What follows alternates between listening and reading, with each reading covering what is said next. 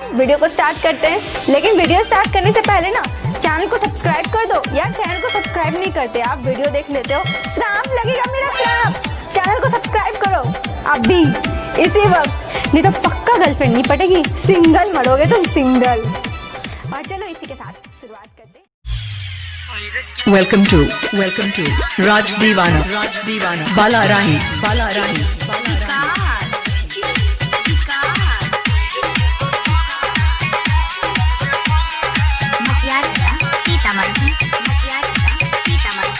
माँ वैष्णवी फिल्म्स की प्रस्तुति।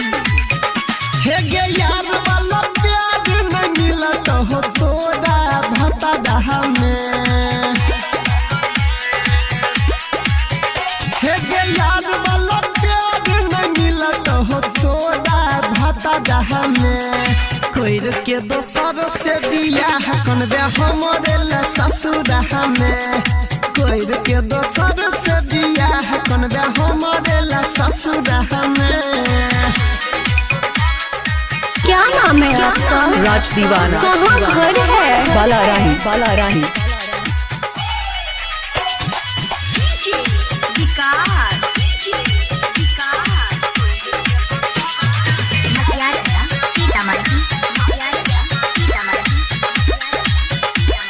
जिंदगी बेकार हो तो शादी के बाद गे रही रही तो खाली हमरे है याद गे।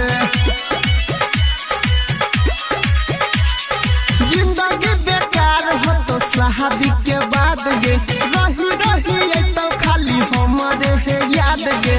मिले खातिर हमरा से छोड़िया तू रह गे सदा में। मिले खातिर हमरा से छोड़िया गे रह सदा में। कोइर के दोसर से बियाह कन दे हमरे ला ससुरहा में। कोइर के दोसर से बियाह कन दे हमरे ला ससुरहा में।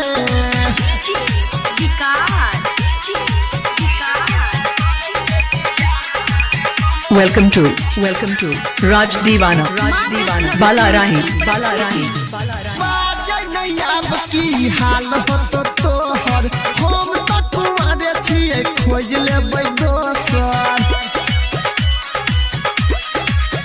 हे गे बाजे नहीं अब की हाल हो तो तोहर हम तो कुमारे छिए खोज लेबै दोसर। सोनिया नील वाला मजा तू तो ताकै छही के कदह में। परगनिया नील वाला मजा तू तो ताकै छही के कदह में। कोइर के दोसर से बियाह कन दे हमरे ला ससुरहा में। हे गे यार वाला प्यार नहीं मिलत हो तोरा भतडहा में। कोइर के दोसर से बियाह कन दे हमरे ला ससुरहा में। कोइर के दोसर से बियाह कन दे हमरे ला राज दीवाना ससुरहा में। बाला राही